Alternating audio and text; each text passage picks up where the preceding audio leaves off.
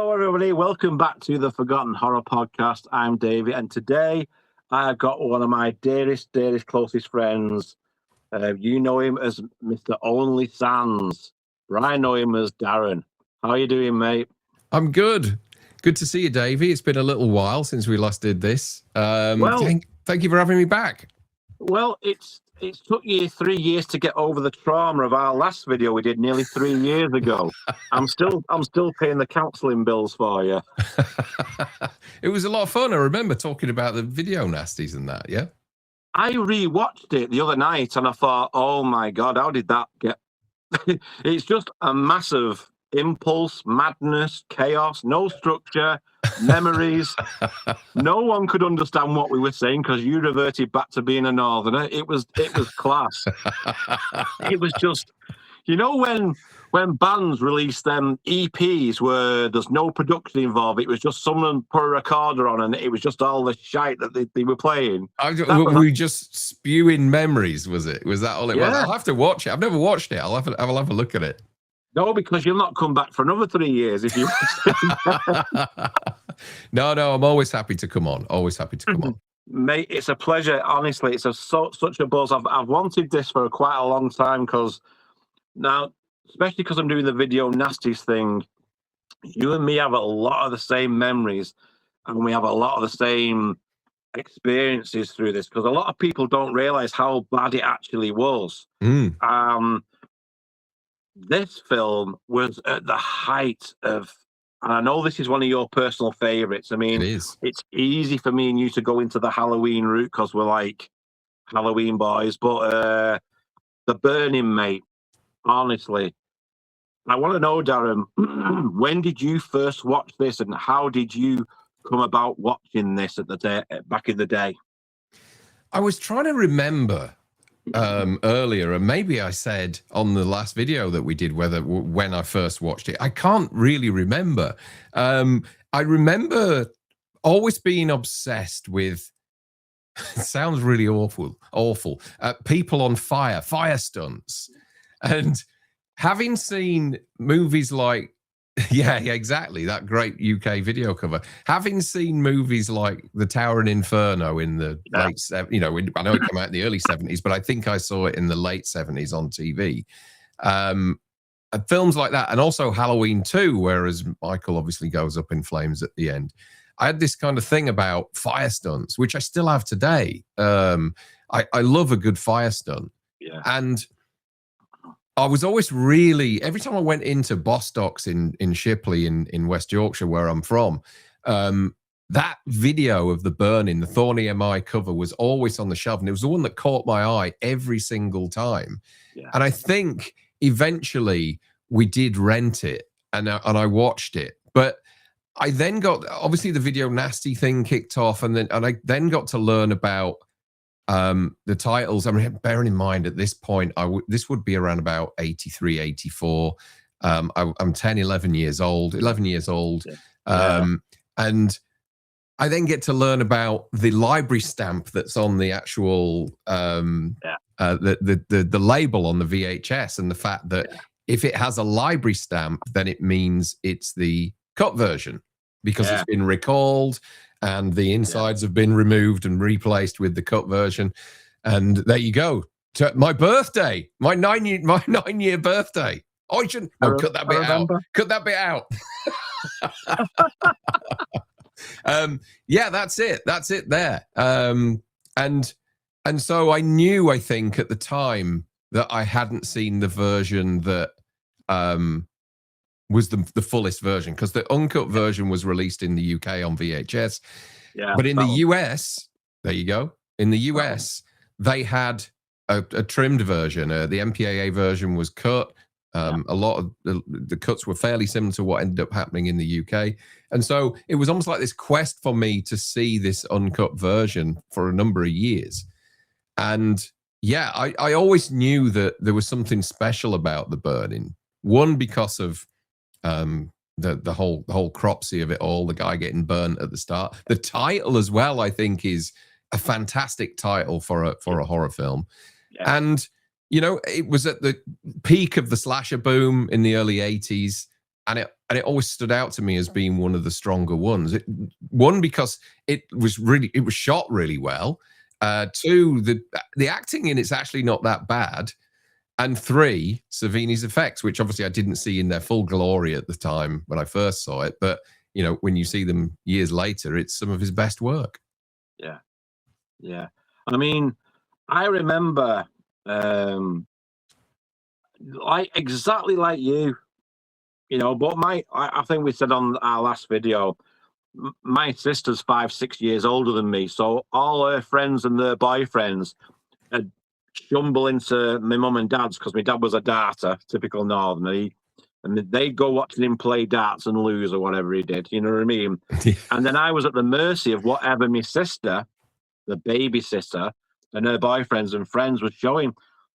So I got a mix of lemon popsicle and hot bubble gum and shit like that. Hot bubble gum, I remember that. And then, oh mate, I tell you, all that crap for the girls, and then the boys have picked the horror. You know, looking back, they were a great crowd of people, really, Darren. They were good. They were a great crowd of people. I mean, I was the annoying little brother. I was like the Tommy Jarvis character of the scene. You know, I was the Corey Feldman of the plot. So, you know, I got away quite lightly. But they brought this round, and it was the unstamped version because our video shop got the in, and obviously he said they'd release this bugger uncut. So my sister's boyfriend, one of the boyfriends, got it straight away, and it was straight in our house with a couple of others. And I remember watching the full uncut thing, and I was like you, about 10, maybe 9, just on the cusp of this act coming out in '83. And I was like, wow, watch it, because the cover again, it's like it draws you in, and the cover like that, you just think, what on earth? So I watched it, and I remember it just being like a surreal experience. It was scary. It was like loads of different films rolled into one, because you have the camp at the game where the prank goes wrong, and you see him, and he's engulfed, bless him. Yeah. I mean, he's a weird, was it Lou David? He's a weird looking dude. Yeah. Without the burning makeup on money, he was a bit. He's a really sweet guy. When you see him in interviews, I was watching some interviews this morning. He comes across as really sweet, but I was trying to actually find out, and I think I know the answer to this. I think he's actually only in the film for that opening sequence. Yeah, I think the rest of the movie, the YouTube and Google don't have a direct answer, and I was trying to find the Tom Savini book to see. It's buried under a lot of other stuff at the moment, but I think that Cropsey was played by a mixture of the director, stuntmen, and Savini as well for a lot of the effect sequences. And let's face it, would there be any reason to bring him on set just to film his ankles, or him in shadow or whatever? Because he's more imposing, I think, in the latter part, in the second half of the movie than he is. I think from what I can gather from reading online, it's just the opening sequence, and even the fire sequence is Savini. His legs are what's on fire there. And the hospital scene, I think, as well might be him. But from that moment onwards, and listening to the commentary as well, the director Tony Maylam talks about the fact that it was a mixture of quite a few people was Cropsey. So, but he does seem really sweet. You're right, though. He's an odd-looking guy with that kind of. Absolutely, he was quite frightening. He scared me. He gave me the creeps when he's lying in that bed. League of Gentlemen. And he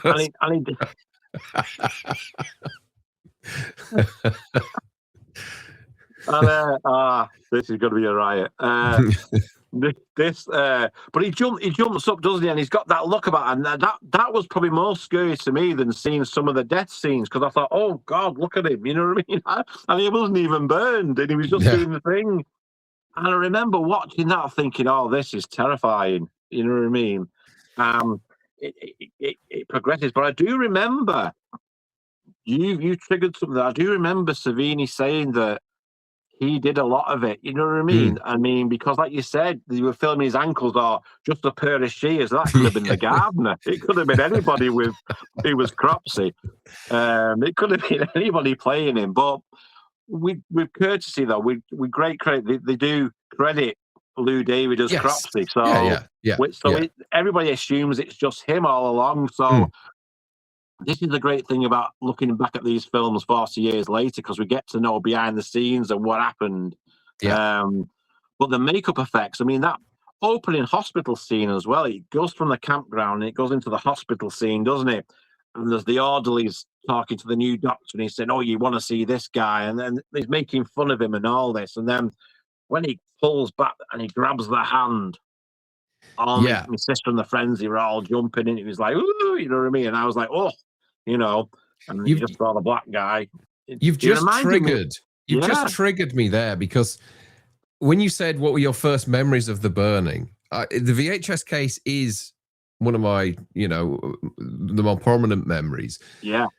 But the arm scene, if I may have mentioned this when we spoke last time, but when we would rent videos in the early 80s, you could also take home with you a trailer compilation tape. All the different companies had their own trailer tapes, which some would run for 20 minutes, others would run for a couple of hours. And I remember taking home the Thorn EMI trailer tape, which just basically had montages on there and different trailers of all their other releases and that. And there was always a moment where this voiceover guy is talking about the films they have on release, and he would say, The Burning. And you'd get the shot of that arm coming out of the hospital cubicle. And that always stayed with me, because that is it's a fantastic bit of makeup. It's so raw and sore and flaky and looks horrible. And I kind of wish that, once we get beyond that scene, it almost feels like a Giallo movie in some ways, because he's there in all black and the black trilby and all that. And the gloves and everything. I almost feel like it would have been quite cool to see the state of the burns on him at some stage, apart from his face, obviously, which you see at the his body. end. His body and that, bits of his body. That would have been brilliant, wouldn't it? Yeah. But that makeup in the hospital there is to die for. I think it's just so ugly. That's what I said. That was one of my main memories, when that hand grabs him. Yeah. Oh yeah. You know, and I saw that and I was like, hell's bells. Everyone was freaked out by that. But like you say, it moves. Like I said, I'm sorry the skin graft just didn't take it. They wheel him in the wheelchair and he gets out the, you know what I mean? I'm thinking the guy's life is completely ruined. Never mind. We'll send you out into the wilderness looking like a chewed up smarty. And you can just live your life. In time, you'll learn to live with it or something. I was like, I thought, right. So the first thing he does is kill the prostitute. Yeah, but Casey Townsend, an actress called Casey Townsend, who plays the hooker, who's got a credit list of playing strippers, hookers, hookers. I think she was in All That Jazz with Roy Scheider. But she sadly died not long after The Burning. She died really young, in her 40s. Wow. But it is a brutal scene, and really, as I said before, really Giallo-esque as well. Like you say, you see the gloves and the hand around the neck, and the shot as well, because it comes up and it, like he's walking up, and it gives that mystery. What does he look like? Because that's what everybody wanted to know. We saw the hand. What's he going to look like? Like. Don't forget, this is pre-Freddy Krueger. This is before Freddy Krueger, any of that, wasn't it? So he's walking up with the hat, and he goes in and he turns the light off with the black, and it's very Giallo-esque. With the black gloves and the cloak and dagger act. And then you just see the horror on her face when he obviously comes into view, and she just goes, and her face changes. And credit to her, because she sold that brilliantly. Just leave, just go. And it was, I read somewhere, I think it was in Savini's book, that they purposefully chose a lady that was, I wasn't going to call her, that had a bit of weight on her. She wasn't, because the The effect with the scissors looked more like it was being plunged into her than it would if it was somebody who was completely skinny. So it works really well. And I think it was cut from the UK release, wasn't it? I think, they trimmed it on the date stamp version. They trimmed quite a few bits out of it. It was like the UK cinema version. They released it uncut to the horror of everybody. Then they recalled them and put the UK cinema version on and stamped it. Yeah, and that was trimmed slightly. Still more in than what. Well, it got banned after that, but that scene, I mean, to me, she just looked like a normal woman. She wasn't overly big or anything like that. She just looked like a woman of the time. She was curvy. Early 80s, you know what I mean? She was a woman with whatever. And I felt for her. And then I thought, well, wow, this is because I thought he was going to go around, because you saw the trashy streets, didn't you, with the trashy shops of the day, the cinemas and that. And I thought, this is a really cool film. It's gone from the campground to this. And I thought to myself, is he going to be going around the city doing this sort of stuff now? But then it goes back to the camp. Now, it gets a lot of flack with Friday the 13th because it's a similar sort of plot. Well, this is darker than Friday the 13th for me. This is a lot darker. Yeah. And it's interesting that at the same time that this was filming, not far away, they were making the movie Madman at the same time, which was also based on the Cropsey legend, which is an old campfire tale, which apparently is now is a documentary as well. It was about some guy from an insane asylum that killed some kids or something. And the makers of Madman heard that The Burning was also in production, and they pivoted and turned their story away from Cropsey and created their own like myth, urban legend or whatever. But yeah, it was just a coincidence that two films were in production at the same time based on the same urban legend.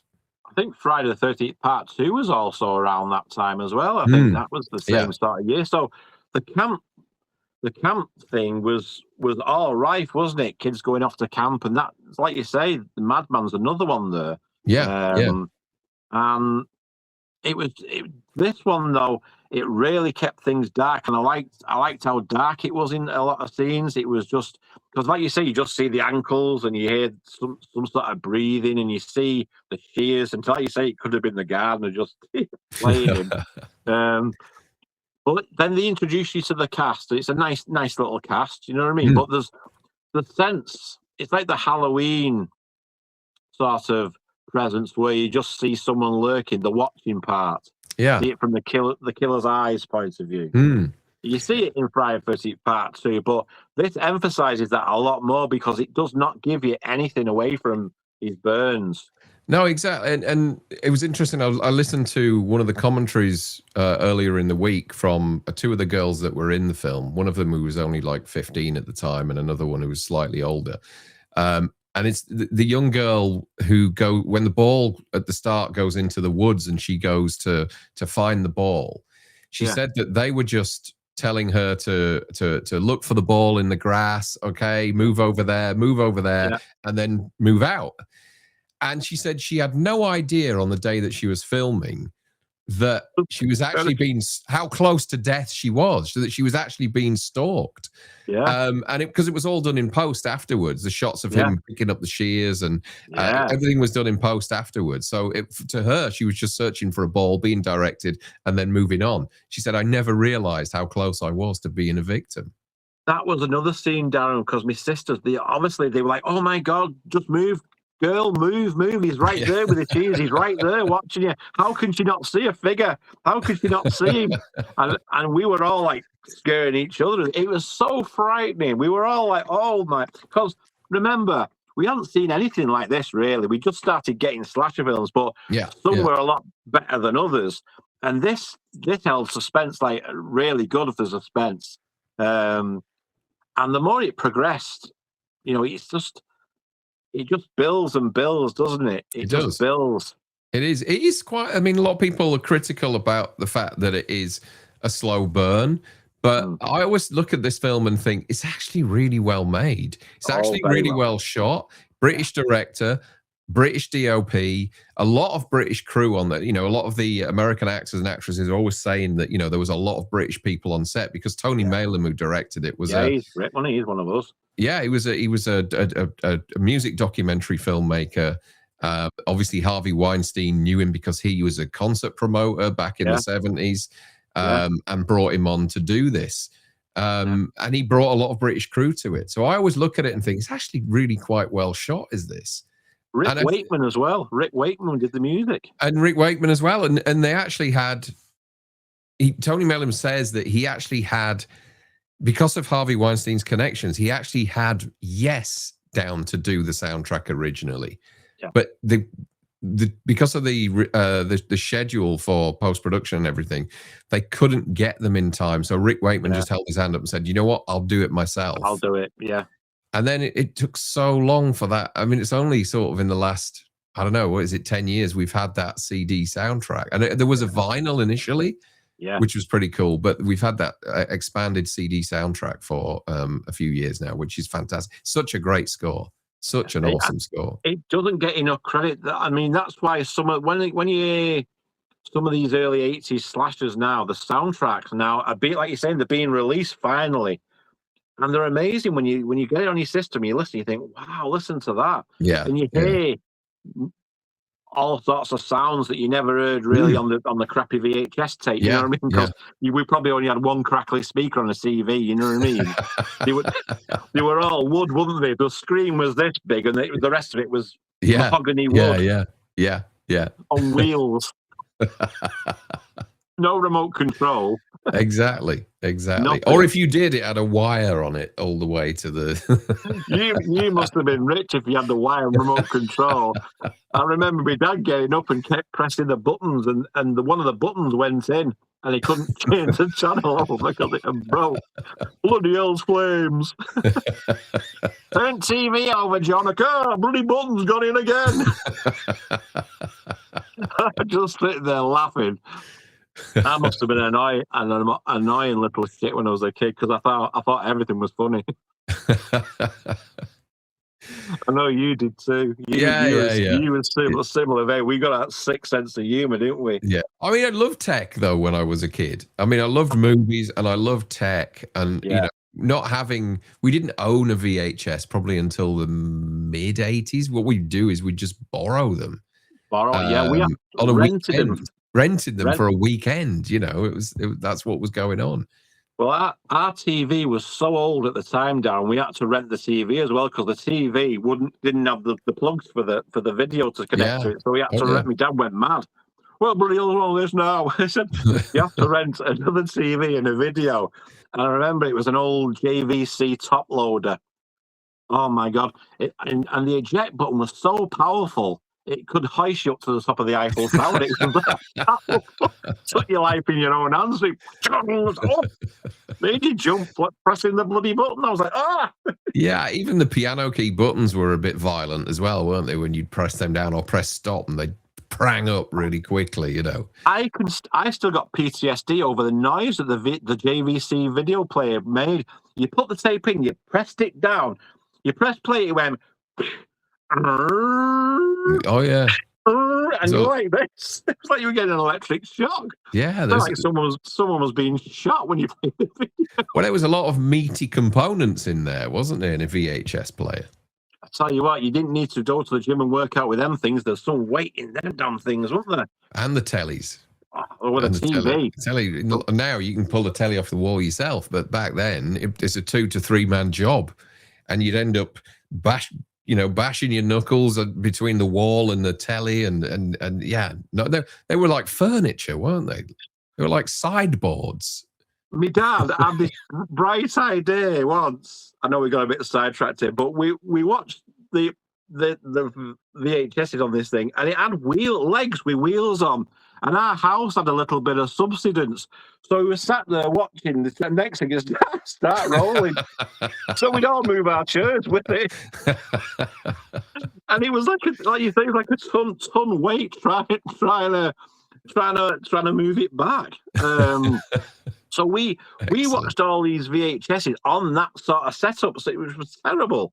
You know what I mean? The pit, and then you had the tracking problems. So you couldn't see the picture would roll, and you get the snow, and my dad would be forever messing with tracking that made not a bit of difference. It was still rolling, and he'd be smacking the TV. It'd be typical classic. But that's the difference now. When we see these upgraded 4Ks and we see these movies now, 40 years later, down with the technology, it's a world of difference. It's like we're watching them all over again, isn't it? Oh yeah. Oh, look at that thing of beauty, that, mate. That's the 4K release that Scream Factory did a few years ago. Which does look great. It's a really good transfer. I got a German uncut hardbox version. Excellent. The same thing. Excellent. So that was my go-to, and then obviously I picked up the Blu-ray of it. Yeah. Honest to God, what a film. I mean, so the kills get more and more elaborate. We have to talk about one scene in particular, the raft scene, Darren. What was your reaction to that, mate? I mean, it's one of the best, you know, it's top 5, I think, in 80s slasher kills, because you've got, like, I don't know, maybe 5 or 6 in one go. Like, a lot of people talk about the Fisher Stevens moment where he gets his fingers lopped off, which I think we lost in the UK, didn't we? We did. We didn't have that scene. That was gone. Yeah. The scene where the guy gets the shears in the throat, although years later now, when you watch that, his neck you can see the neck doesn't line up. It's so long as his neck as well. It looks like the Master of the Universe figure, Mecha Neck. Yeah. His head popped up. Which is obviously a similar trick to what they used on Kevin Bacon in Friday the 13th the year before. Absolutely. But I think one of the more violent ones is the girl getting the shear. Well, I tell you the other one as well is the girl who gets slashed across the forehead. And when you see her close up on camera, that dirty wound, that flap across her head, you can see that it's all black bits in there and it's pissing out with blood, and that's a nasty little moment. I was gonna say that one where he swipes the blade over her head. That's what really got me. I thought, I went, oh yeah, we're not pulling any punches here, lads, are we? It's just going for it, isn't it? Yeah. Yeah. I was fortunate enough to see the uncut version, so I saw the fingers going off and the whole and everything, and I was like, I just couldn't believe what I was seeing. Yeah, the thing is, that happens at around the hour mark of the film, and like I said, a lot of people criticize this film for being a slow burn, but I think when that moment happens, I think it's really, you know, it's earned. It really is. Yeah, more than earned, isn't it? Because it's like. It's just a massacre on a raft, isn't it? It's just He takes out the kids straight away, and it's just no one gone, chop, bang, slash. You know, it's like I think he misses one person at first and puts the shears in the raft, and you know that's going to be, and then you get mate, that scene was so notorious. Tough stuff. Because we haven't seen anything. We'd seen Friday the 13th. But it wasn't as violent and as brutal as that. Yeah, I mean, you can.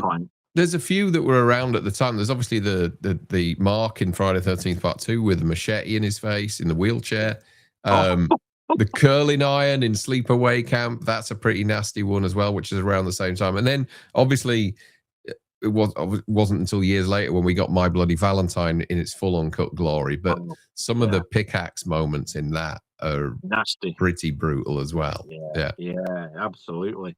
I mean, this film is like, but like you say, there's a lot of video nasty films that was on Section 1, and they're not very good. They're not good films. They're quite trashy and cheaply, poorly made, and it's only because they've got the tag of video nasty that they're popular. You know, Don't Go Into the Woods is just an appalling film. You know, but when you compare that to The Burning, it's light years away. The quality in this film, Darren, is just like top notch, and that's why even outside the video nasty tag, people have revered this movie just for its own merits, rather than it was banned, it was a video nasty. Move that aside, this is a great film, fully great film. This is.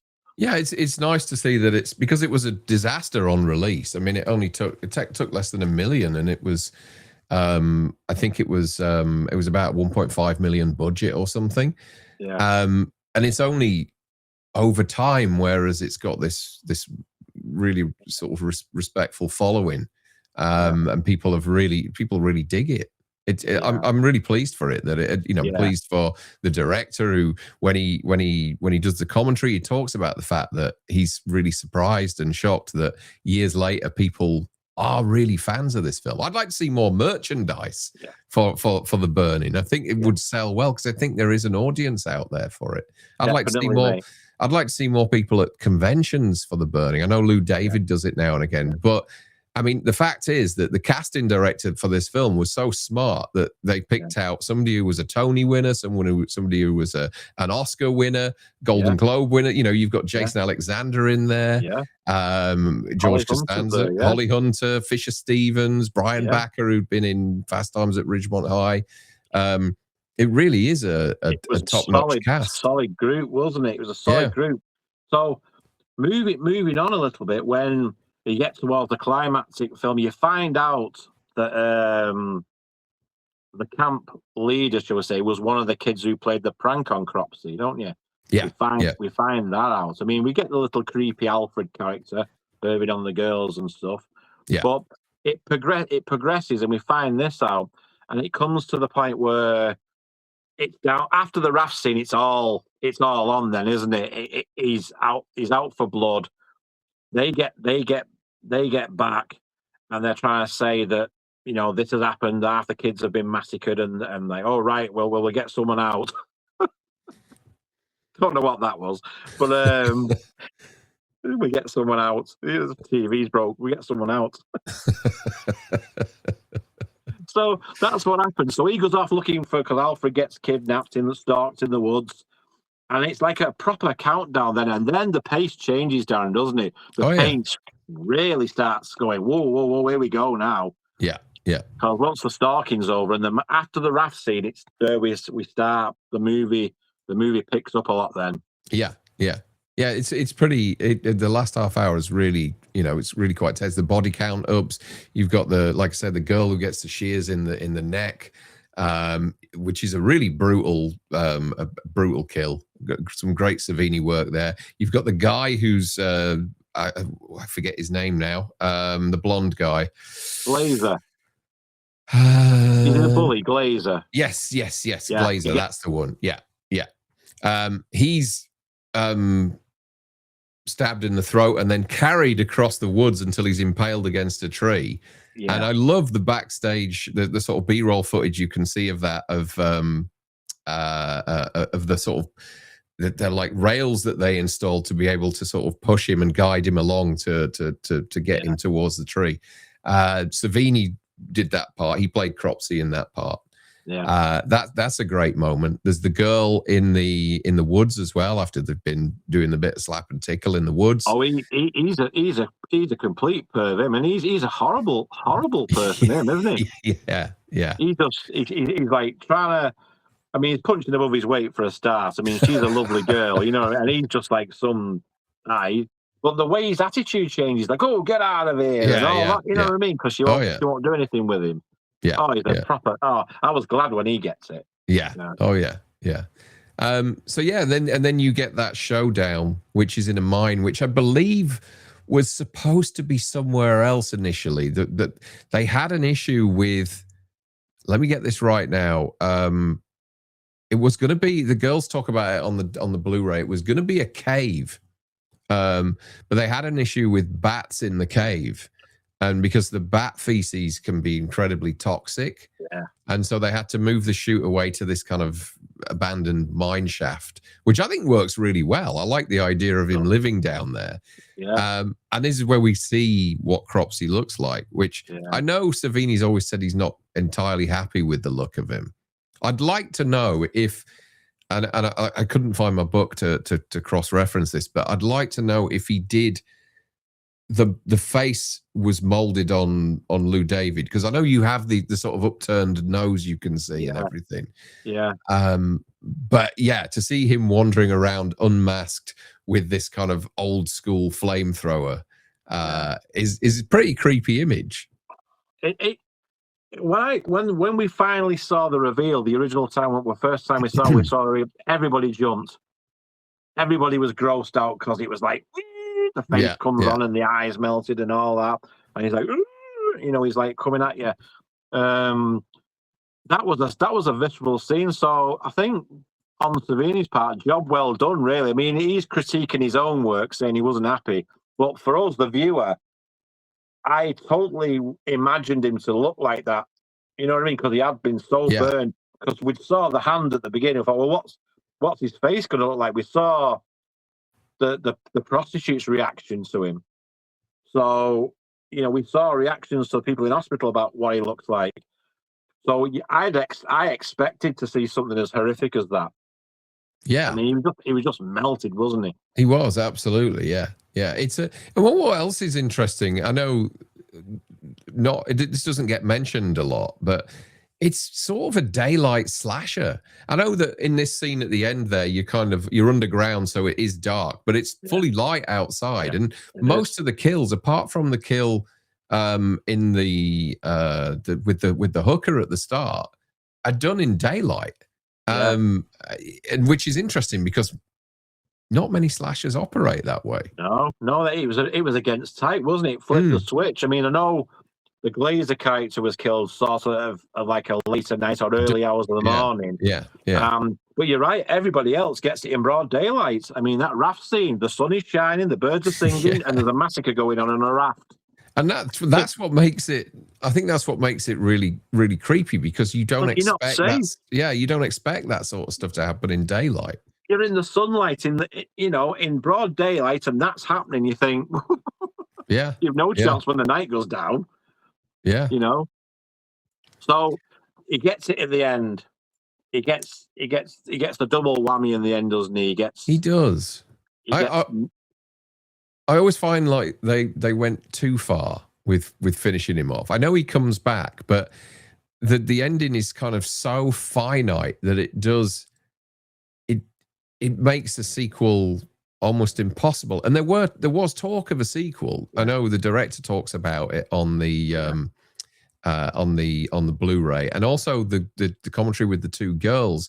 The moderator on that talks about the fact that there's a possible remake in the works. Now, I don't know how old that particular commentary is because, it's going to be at least 12 years old. So obviously we haven't seen anything in that space of time. So yeah, I think it's a movie that's spoiling for a remake. I'd love to see a remake of this. I think looking back down, a sequel might have hurt it because it stands alone as just like bang. It does. A bit like the Prowler. Yeah. A bit like the Prowler. Another excellent one. Yeah. One and done. Yeah. And My Bloody Valentine, one and done. Yeah. They always have the most punch because you can go back to them. There's not one, the second one ruined it. You know what I mean? No, that doesn't happen. He did die in the first. See, there's all the comparisons coming then. Whereas the Burning, it's just a straight ahead horror ride. Yeah. And like I say, at the end, the axe goes in the head and then he sets fire to him and you just see him burning again. And it's like poetic justice because he's burning again. Yeah. I think that was like quite symbolic as the opening scene. But yeah, like you say, there was no way back from that, really, was there? I mean, he's not Michael Myers where they chop his head off and it was an ambulance driver. No. And it just always you never get like the impression like where you do in a lot of the Friday the 13th films where you're dealing, or even Halloween in some of the movies where you're dealing with something that's supernatural. This feels really raw, and it does feel like this kind of angry man who's been who's had this tragic life story, I mean, what was this? Wasn't he like? I'm trying to remember the opening of the film. Now, was he accused of like leching on girls or something like that? He was a bully. Yeah, he was dead cruel as well. He was mean to them all, wasn't he? Yeah. Because I remember I remember the tale going, and everybody who was sat there watching with us said, "Oh, he was a bully, he was a perv, he was creepy, he was a creepy man, and all that." And you got that vibe straight away, didn't you? Yeah, yeah. And like you say at the beginning when we said it's like a raw EP, unreleased, unverified demo of a band. You know what I mean? And they just recorded everything. Everything's thrown in there, and I think it works all the better for it. It's so powerful.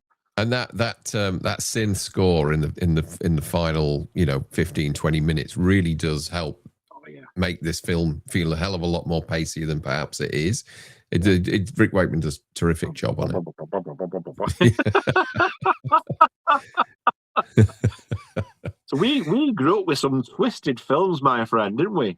We did, but I mean, like a lot of the time when you compare something like this to the likes of, I don't know, if you look at the Saw franchise or some of the really kind of extreme horror that we get these days, it's a long way off. Looking at the uncut version of the Burning, it looks really tangible and the effects are fantastic, obviously because it's Savini. But I think kids these days do get a lot worse in some instances. Yeah. Oh, Eden Lake is one of them, Darren. Oh, one of my favorites. What a mean-spirited film that is! I tell you, I mean, that one of the most disturbing things for me watching that was I grew up with half of those kids. That was happening on the council estate behind our house. That's what's scary about that film because shit like that happens. Yeah. I was in English class with half of them kids. They were my friends essentially, so there was no hope for me really. But, yeah. I mean, but again, that's the way we grew up, though, Darren. We took risks in the early 80s that no one would believe now, really, would they? I mean, meeting people under streetlights with a Tesco bag for illegal films. Shipley Clock Tower was mine, where I met my dealer. Yeah, my dad's mate's Darcy brother Derek having a video shop, and then an Austin Allegro or something, and the boot of his car had all these in the flea market. We had it all. It was interesting, was it? Even at school, like there would be lists of all these films, like and half the time, well, more than half the time, they weren't like pre-cert VHSs or anything. They were just second, third, fourth generation BASF cassettes. Do you know what I mean? That you were buying. You'd get 2 for $5 or something like that. Coronation Street comes on halfway through because someone had put a sellotape over the thing and recorded the TV. The Muppets come on or something. Yeah. But that was great. That was, and that was the real failing of this massive campaign against Video Nasties was if you'd have left them, we wouldn't be talking about these films now. No. But you made them more notorious. You made them more desirable because you took them away from us. Yeah. And told us what we could and couldn't watch. Exactly. Biggest mistake ever. Yeah. And then when you get to for me, when you start getting to like the late 90s, early 2000s, and you realize that, hold on a minute, I can import this from the US on DVD. I can. Spending a fortune importing DVDs. Amazon France has got an uncut version, and Germany's got one. It was open season the DVD days then. Yeah. So the first thing I did was try and get the uncut band versions of stuff. Yeah, absolutely. Just for the memories as well, mate. You know what I mean? And the thing is, and I've said this when I've been when I've done episodes with Nigel in the past, the beauty of these films is that your memories of them are of these kind of murky looking second, third, fourth generation copies, whereas they're cropped, they're pan and scan, they're they may have bits missing or the tracking just doesn't work on them, and then you get stuff like this, and it's like watching the film for the first time again. Because the transfer on this is just incredible. The colors are vibrant. You realize what a really well-made film it is. And it's reliving your youth, but also experiencing the film for the first time again in all its glory. So I love the fact that we're now able to get the majority of these movies in this form, or even at Blu-ray at least, years later after we first watched them. People have asked me, they've said, "Oh, would you recommend getting the pre-certs because they're collectible? And I said, well, no, because they'll bankrupt you because they go for silly money.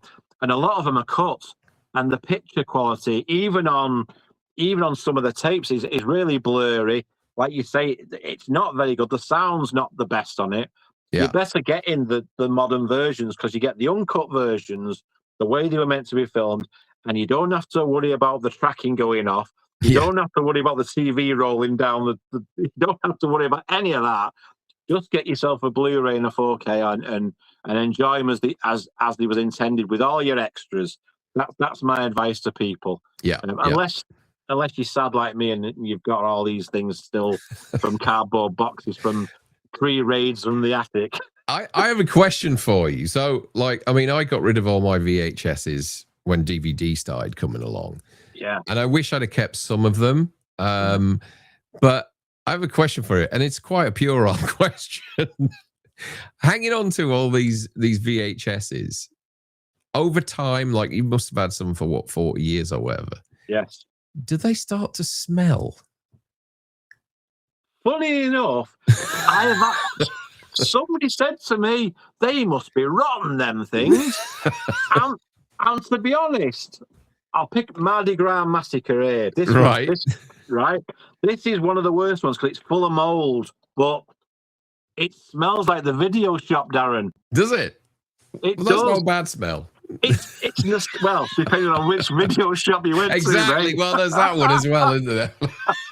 But the smell of that era, that's what I will say. The smell, it's not a bad smell by any stretch of the imagination. Jilly comes into my room and she goes, I love the way it smells in your room.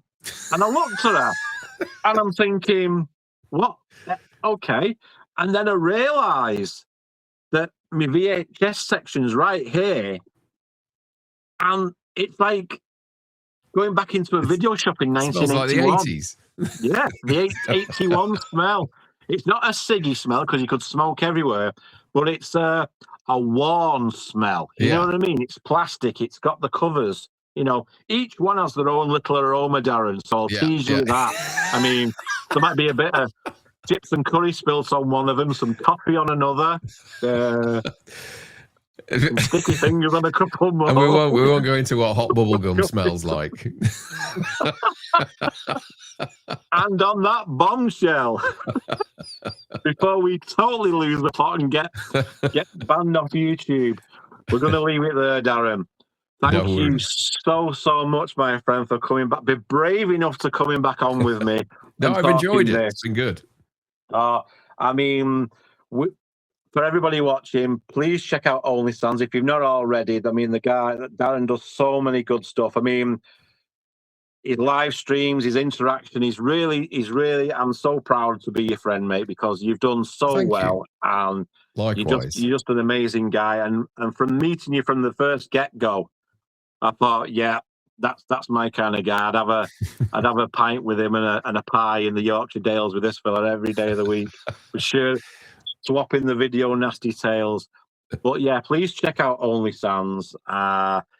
Amazing content, amazing guy, as you can see. And he's gonna be back a few times now, unfortunately. Because he's got over the past trauma, I'm gonna have him back on with more of our memories, because Darren's got the intellect and the behind the scenes knowledge of where I don't. So we're gonna have Darren a few times. No, I've really enjoyed it. It's been good to catch up again, and I'm so pleased to see your channel doing so well at the moment. You know, thanks, people mate. obviously love looking at your collection and listening to your memories and all that sort of stuff. So long may it continue. Oh, thanks, Darren. Right, everybody, that's going to do it for this episode. Hope you've enjoyed it. Again, please check out Darren. If you like the video, just give it a thumbs up or whatever. If you're brave enough, subscribe to both of us, because we are good, genuine gents. So, right, everybody, take care, everybody. We'll see you next time. Cheers. See you later, guys.